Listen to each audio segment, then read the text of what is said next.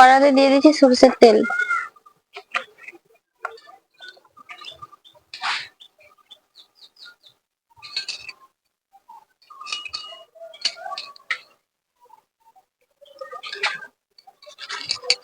তেল গরম হয়ে গেছে, দিয়ে দিচ্ছি চিংড়ি মাছ।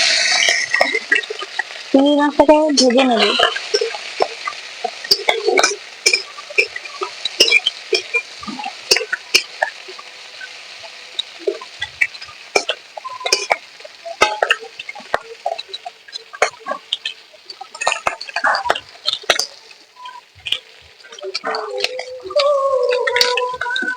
মাছে সামান্য পরিমাণ হলুদ গুঁড়ো দিয়ে দিচ্ছি।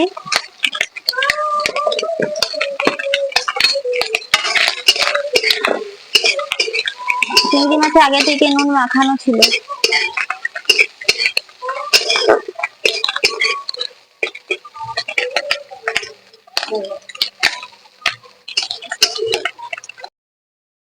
তুলে নিচ্ছি। মাছটা আদা করে ভেজেছি, ওই তেলের মধ্যে চিচিঙ্গা গুলো দিয়ে দিচ্ছি।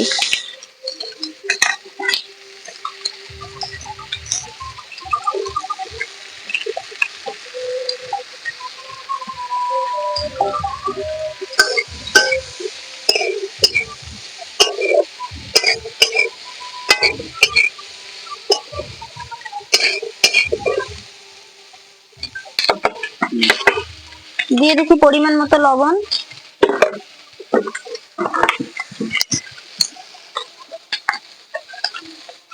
পরিমাণ মতো হলুদ। এবার চিংড়িটাকে ভালো করে নেড়ে ভেজে নেব।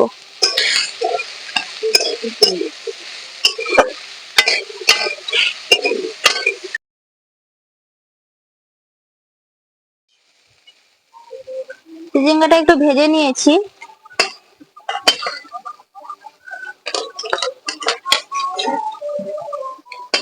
এর মধ্যে দিয়ে দিচ্ছি আলু।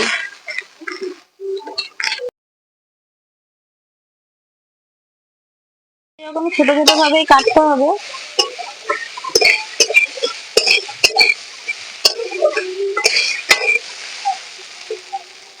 আরো কিছুক্ষণ ধরে ভেজে নেব। সবজিটা আমার ভাজা হয়ে গেছে।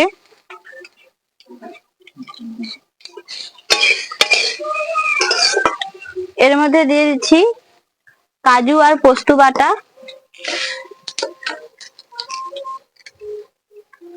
সামান্য পরিমাণ সরষে আর পেঁয়াজ বাটা।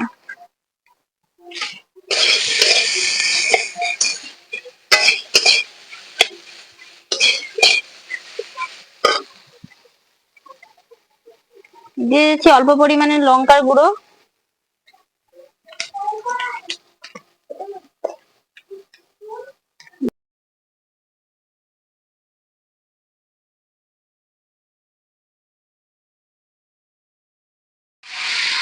সামান্য পরিমাণ জল দিয়ে মশলাটাকে কষিয়ে নেব।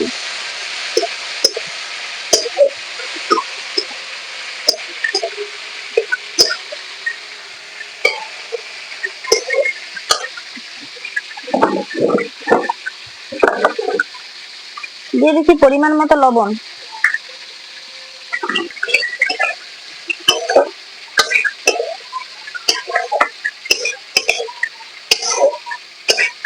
মশলার সাথে ভালোভাবে কষিয়ে নিয়েছি।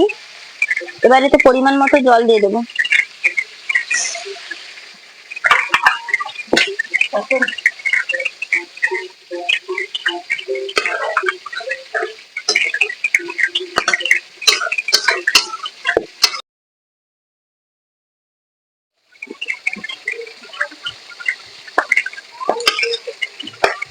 আলুটা প্রায় সিদ্ধ হয়ে গেছে।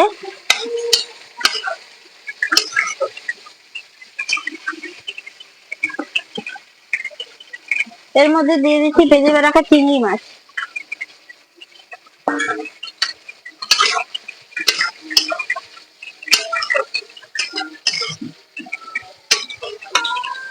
আর একটু ফুটিয়ে নেব।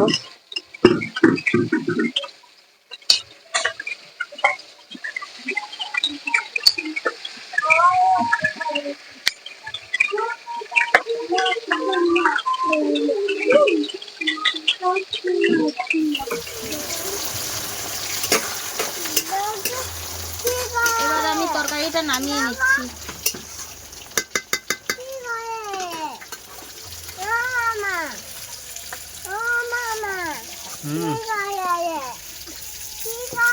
তার মধ্যে দিয়ে দিচ্ছি সামান্য পরিমাণ তেল।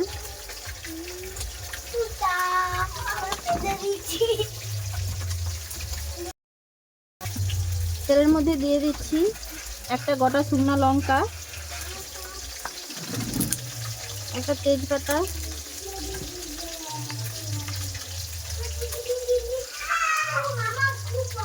পাঁচ ফোড়ন।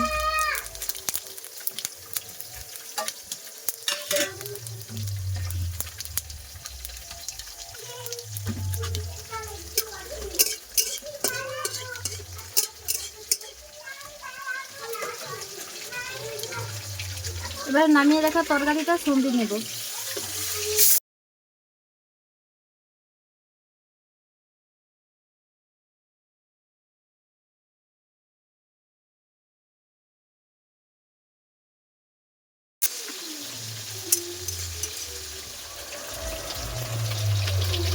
তরকারিটা রান্না হয়ে গেছে, এবার আমি নামিয়ে নেব।